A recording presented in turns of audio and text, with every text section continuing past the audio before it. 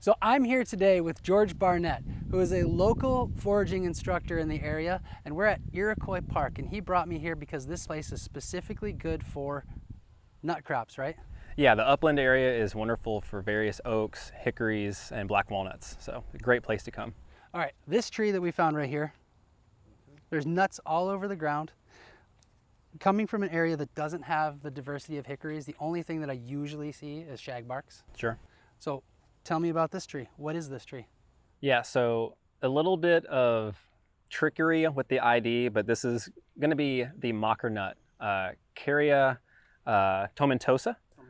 And so this kind of has a love-hate for true foragers, and what I mean by that is people who are really precise on their hickory nut connoisseurism. It's kind of hard to extract the nut meat, but the nut meat's really good. I think it's worth it just because, as Clay said, the sheer volume of hickory nuts that you can gather from a tree like this, you can get a couple 100 pounds in about an hour. If you have a good nutcracker or a rock, you have a great food source here, and they're just loaded with a nice fatty hickory flavor. And I like to do a hickory brew with them.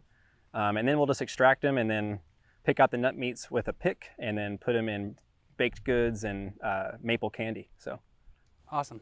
I also see there's a nice healthy poison ivy vine here. Absolutely, yeah. That is a trend with a lot of trees.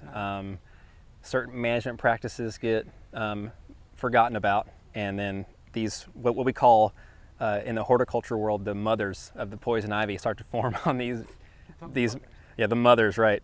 And then as you see, there's just like this whole array of small suckering sprouts of poison ivy below us, but it's worth it for the hickory nuts. All right. Every time. So in my hand here, I have a hickory nut that is in the husk. Sure. So what's a good way to, can you demonstrate a good way to get this out of the husk? Yeah, especially since we're at this place that's got so much cement around it. Yeah, exactly. We have a great area to show. And so if they happen to fall, they'll generally explode on impact when they're ripe. But if you were to find one that maybe had a softer impact landing and it's ripe, you can simply take one and you can take them and give them a nice throw, and they'll generally explode out of the hole, like so.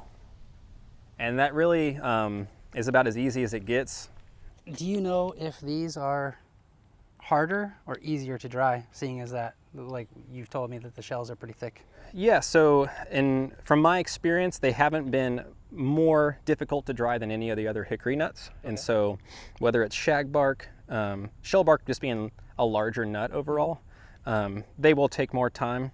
But I would dry these in the same bag as shagbark and shellbark, but I would just make sure that shellbark was kind of separated. I'm excited to taste some of these. Maybe we should crack one open for the camera. Let's do it.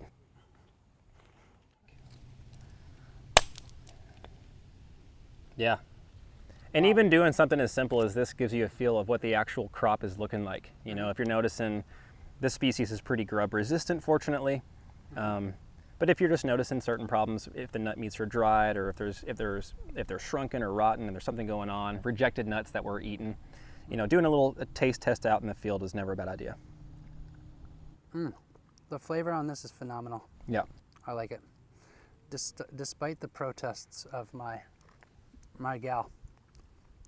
I compare it to banana nut bread when they're fresh like this, and then they become more buttery with a hint of kind of like that shagbark maple type of flavor, the aftertaste anyway. Wow. Boom, shakalaka. Beautiful. You ever crack them open and just like whole nut meats just sitting there? It's happened a couple times with the nut crack at home. You know, I basically, you put them in like that, right? Mm-hmm. And then I put my hand over the nut cracker and I'll crack it until it's cracked entirely around this edge. I'll take it out of the vise. And when you do it like that, you generally get two pretty decent nut meats, except for the valves inside of the nut don't really allow you with this species to just go ahead and, have these two exact pieces. But you can get close. I think that we ought to pick some. Yeah, let's do it. And I think that we should make some hickory nut milk with this. Sounds good. Oh, there looks like a healthy plant. Yeah, there you go. It's like a piñata. It's a piñata. And sometimes it eats your stick. But you have to, that's about reciprocity. You have to let them have something. The nut squat is something that only few people can attain.